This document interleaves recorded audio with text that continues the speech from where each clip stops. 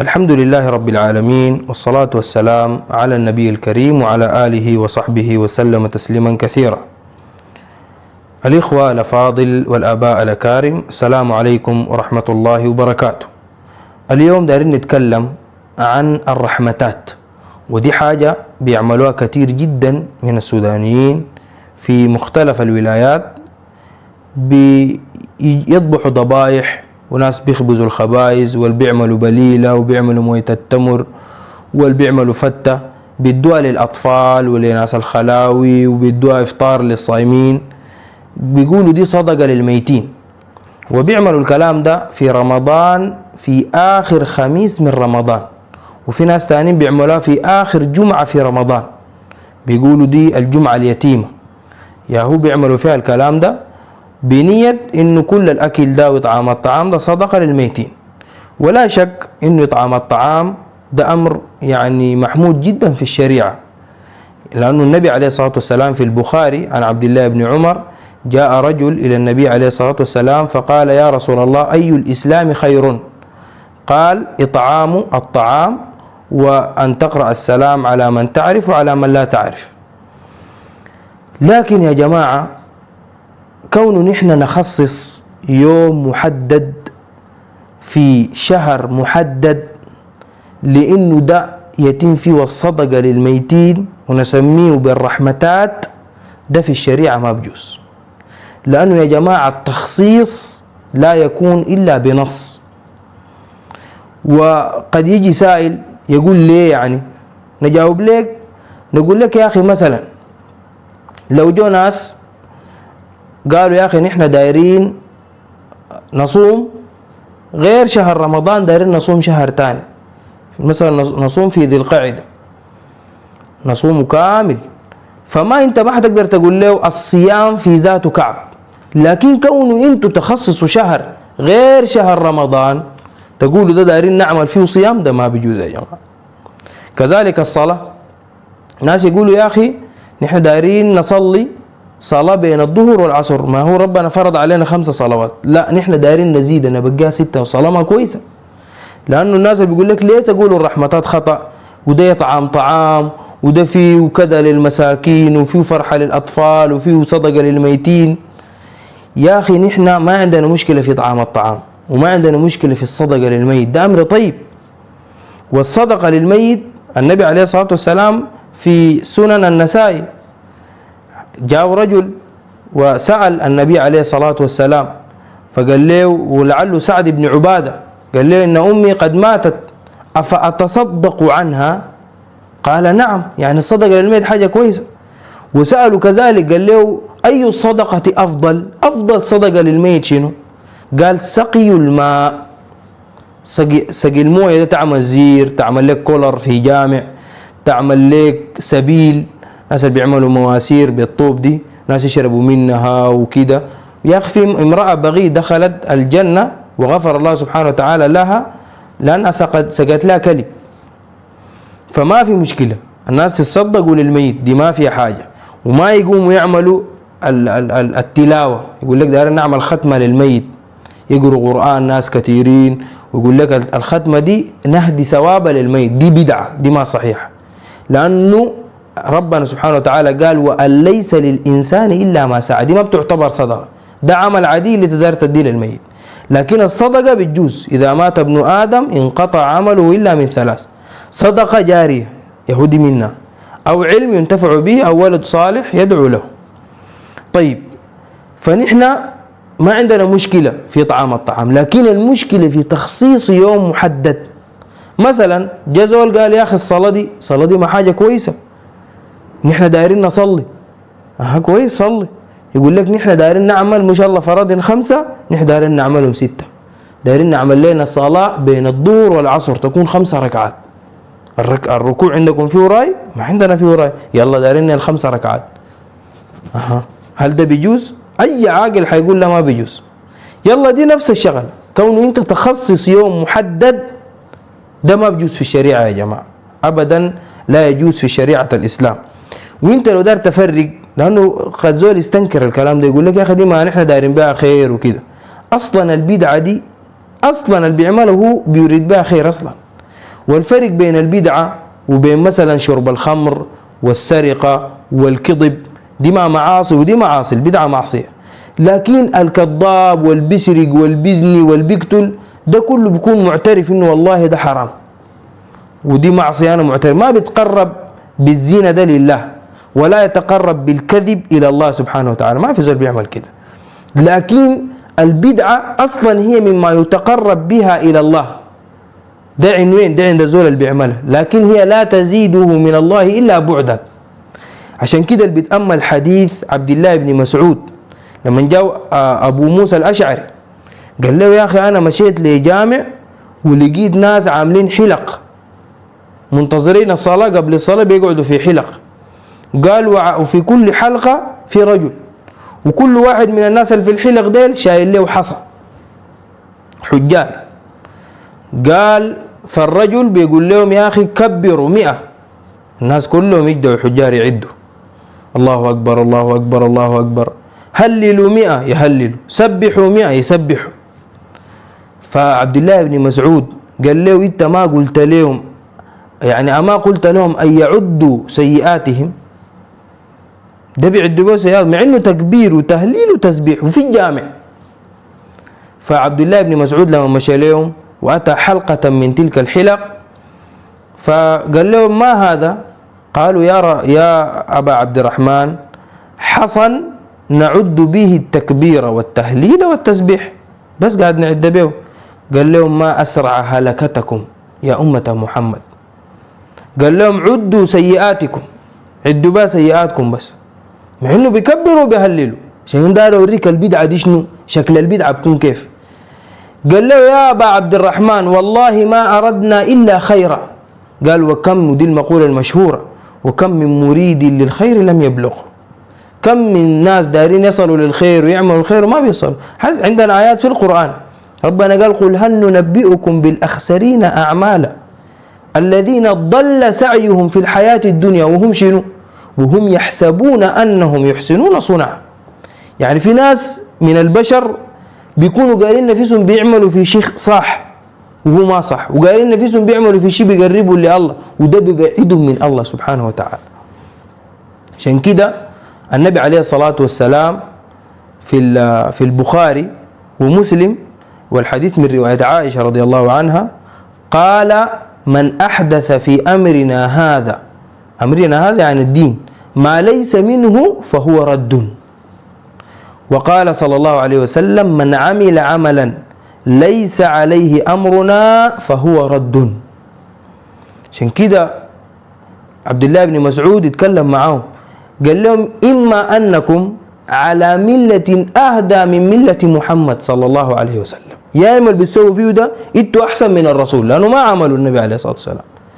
قال أو أنكم مفتتحوا باب ضلالة، وطبعا دي إنه مستحيل يكون أحسن من النبي عليه الصلاة والسلام، لأنه النبي عليه الصلاة والسلام الدين عنده اكتمل تماما، بعد أي زيادة بعد النبي عليه الصلاة والسلام ده ضلال.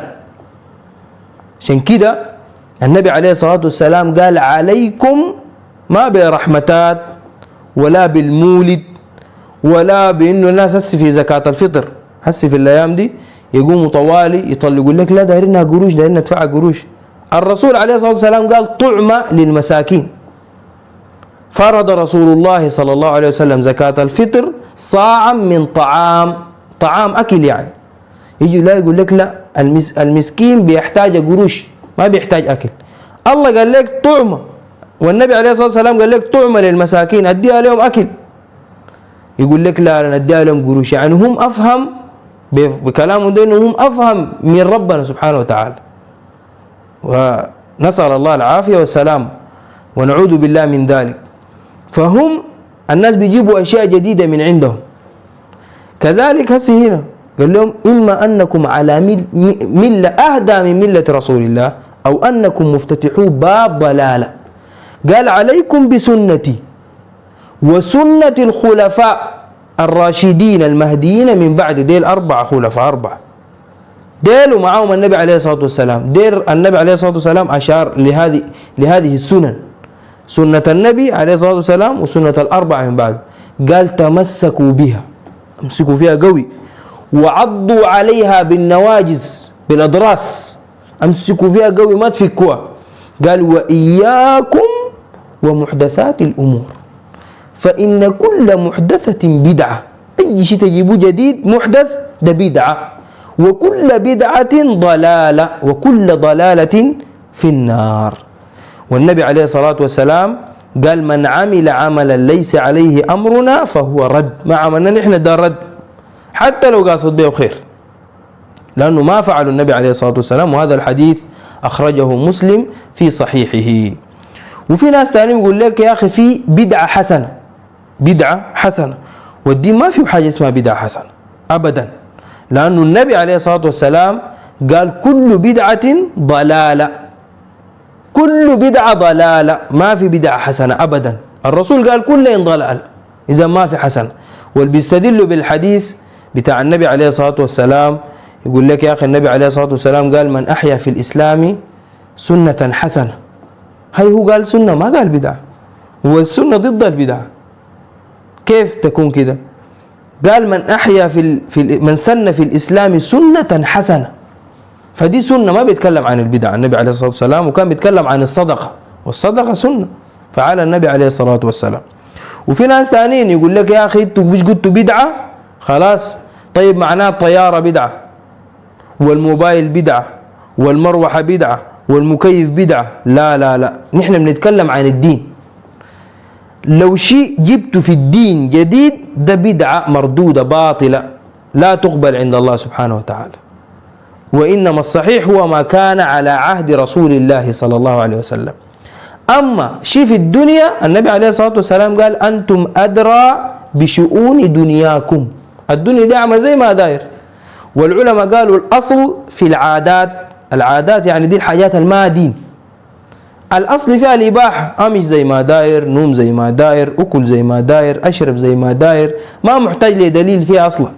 ما في دليل هسه لشرب المانجا، دليل إيش أشرب مانجا كده، ده ما في دليل. أكل برجر ما في، دي مباحات، الأصل فيها الإباحة، أكل زي ما داير، إلا ما جاء نص بتحريم شيء من هذه العادات. يعني ما تأكل الميتة، وما تأكل لحم الخنزير، دي عندها آيات في القرآن حرمتها. أشرب أي شيء، كركديه، عرديب، تبلدي، أي حاجة، لكن ما تشرب الخمرة، دي حرام. مثلا النوم ده، نوم زي ما داير، على ظهرك على جنبتك، لكن لو نمت على جنبك اليمين أفضل، ده سنة. وإذا نمت على بطنك دي كما جاء في الأثر إنها دي ضجعة أهل النار، ما تنوم على بطنك يعني ما كويس. لكن أمشي زي ما داير، لكن ما تمشي متبختر، دي فيها نهي في القرآن.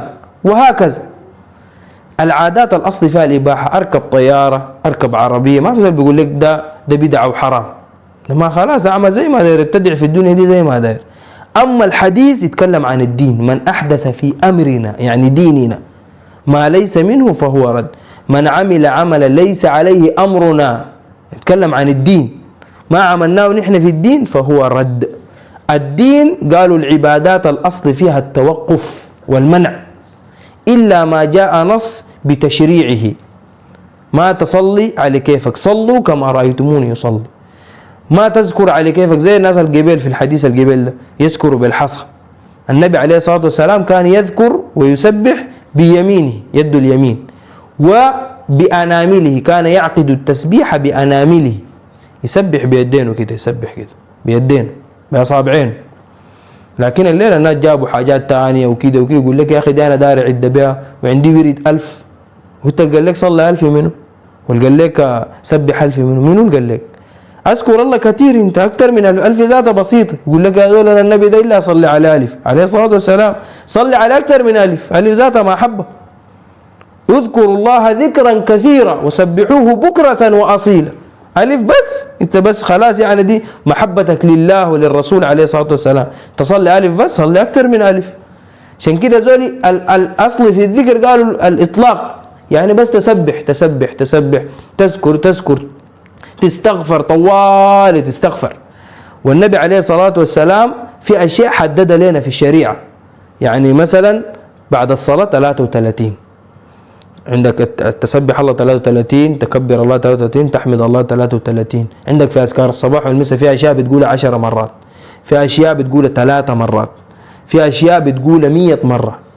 وأكثر ذكر كما قال العلماء هو 100، ما في السنة حاجة أكثر من 100 تخصيص، يعني كتخصيص. أما كإطلاق ما في مشكلة، زيد زي ما سبح، بس سبح بدون عد، كله بيتلقاه. يعني ما تتخيل إنه أنت كما يعني بعدين دار تقول يا جماعة أنا عندي تسبيح كده بينه، كله بيتلقاه، ما حينقصوا لك أي شيء. ومن يعمل مثقال ذرة خيرا يرى، كله بيتلقاه، ما بيروح، كله بيتلقاه. فأنت الناس ما تجيب لها بدع جديدة يا جماعة. السنة دي ربنا ما داير مننا أعمال كثيرة بقدر ما إنه داير مننا أعمال صحيحة. يعني صحيحة يعني شنو؟ يعني خالصة لله، ما تعمل رياء للناس. 2، أن تكون هذه الأعمال كما جاء بها النبي صلى الله عليه وسلم. لكن نحن يا جماعة أخيرا في مجتمع كثر فيه البدع. شوف المولد هسه بيعملوا فيه ده، النبي ما عمله صلى الله عليه وسلم، ولا الصحابة عملوه، ولا الأئمة الأربعة عملوه، والمالكية بالذات أبطلوه، قالوا ده بدعة ومحدثة أحدثها البطالون وشهوة بطن اعتنى بها الأكالون. ديل المالكية، دي فتوى المالكية. الناس عملوه وجو ناس داخل المولد الليلة غير الاختلاط والرقيص والكلام الفاضي ده، جو ناس الليلة قالوا غير الله ينزل المطر. ده واحد اسمه الخنجر. في ناس بيدوا المطر على حسب الطلب. ناس يا جماعة في المولد يأثروا للشرك. ليهم الليلة بلدنا دي فيها ناس بيسجدوا لغير الله.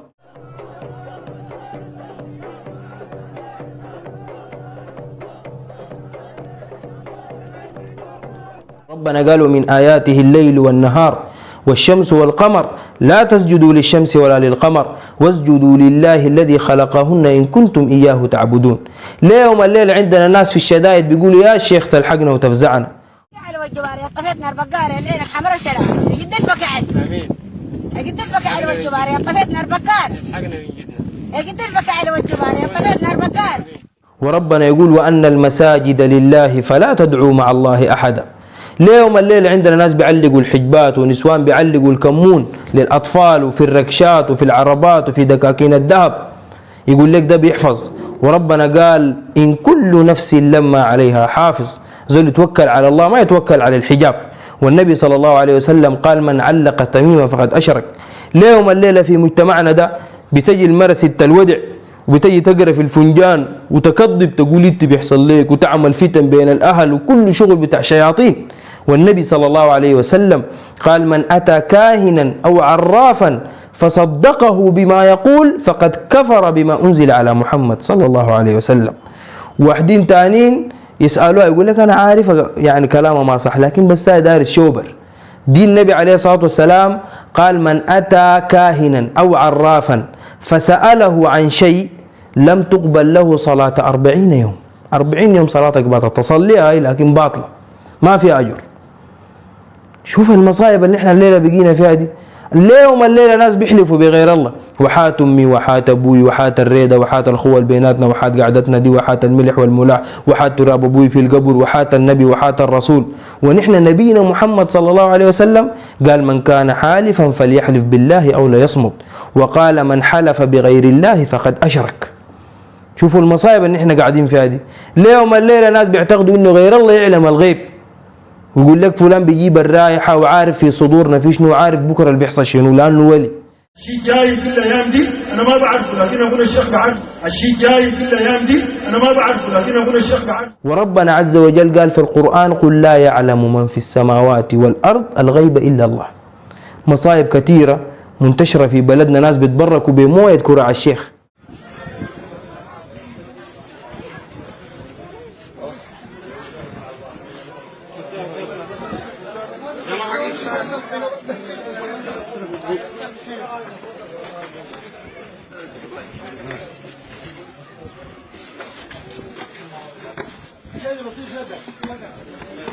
ناس بتبركوا بالقبب والأضرحة والتراب، يقول لك طينة ود الطريف تداوي من السعر. طينة ود الطريف تداوي السعر، يعني الواحد لو عضاه كلب ولا كده الطينة دي تراب في قرية محددة تداوي السعر أو تنت المكاشفي أو الصادقات أو. والنبي عليه الصلاة والسلام قال حي على الطهور والبركة من الله عز وجل. بالله شوفوا الكلام ده، مصائب كثيرة وناس بيطوفوا بالقبر هنا في البرهانية، هنا ده الطريقة البرهانية في سوق الشعب خرطوم، كل سنة قاعدين يطوفوا بالقبة حقت الشيخ.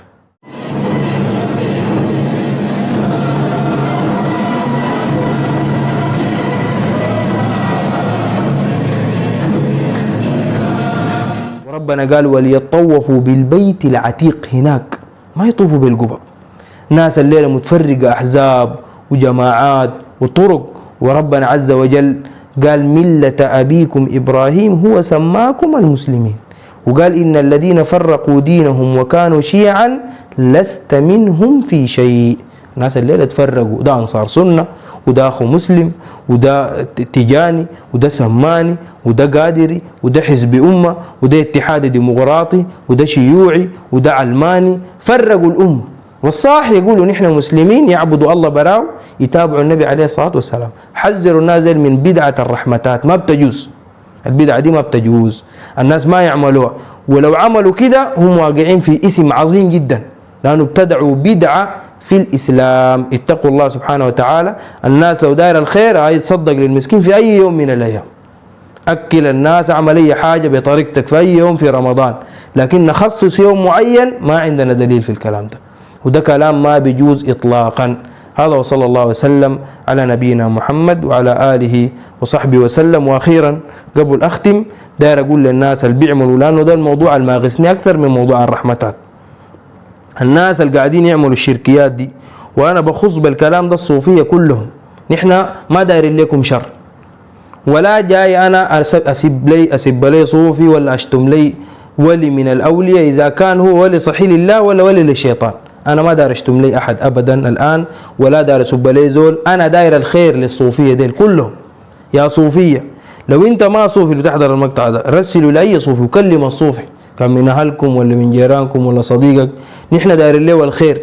لو عبدت الشيخ وناديت الشيخ في الشدائد ده شرك بالله، والمشرك ربنا عز وجل ما بدخله الجنة، الله اللي ما بدخله الجنة، مش أنا قلت أنت خش النار، لكن الله لو أنت مت على عقيدة زي دي ما بتخش الجنة أبدا، لأنه ربنا سبحانه وتعالى قال إنه من يشرك بالله فقد حرم الله عليه الجنة ومأواه النار وما للظالمين من أنصار.